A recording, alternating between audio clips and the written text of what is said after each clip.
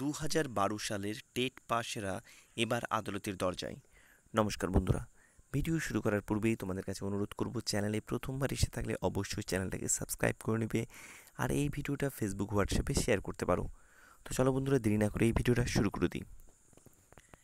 2012 সালের SSC TET পাশেরা নিজেদের অগ্রাধিকার ও সরাসরি নিয়োগের দাবি জানিয়ে 19/10/2020 তারিখে সোমবার দায়ের হলো কলকাতা হাইকোর্টে মামলা।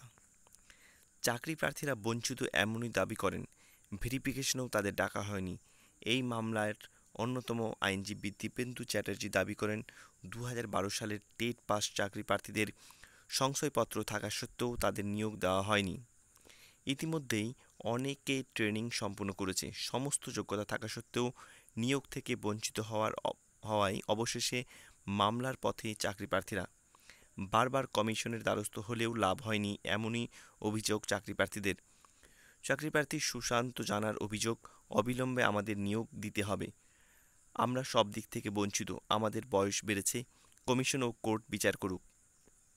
আমরা এখন প্রশিক্ষণপ্রাপ্ত, আমাদের সমস্ত যোগ্যতা থাকা সত্ত্বেও নিয়োগ করেনি কমিশন। আমাদের নিয়ে সরকার ও চিন্তিত নয়।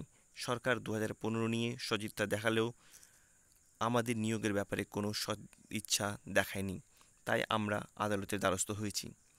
আদালত বিচার করুক, আমরা ন্যায় বিচার পাবই। আদালতের উপর ভরসা আছে।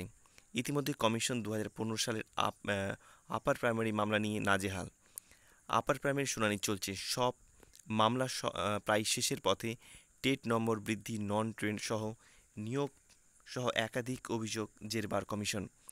এর মধ্যে 2012 সালের এসএসসি টেট পাস চাকরি প্রার্থীদের নিয়োগের দাবি আপার প্রাইমারি শুনানি চলাকালীন এই মামলার দায়ের হওয়ার হয়রাই দানের উপর প্রভাব ফেলবে কিনা দেখার। তবে কমিশন নতুন করে চাপে পড়ল এই মামলার ফলে। তো বন্ধুরা, এই ভিডিওটা দেখার জন্য তোমাদের অসংখ্য ধন্যবাদ।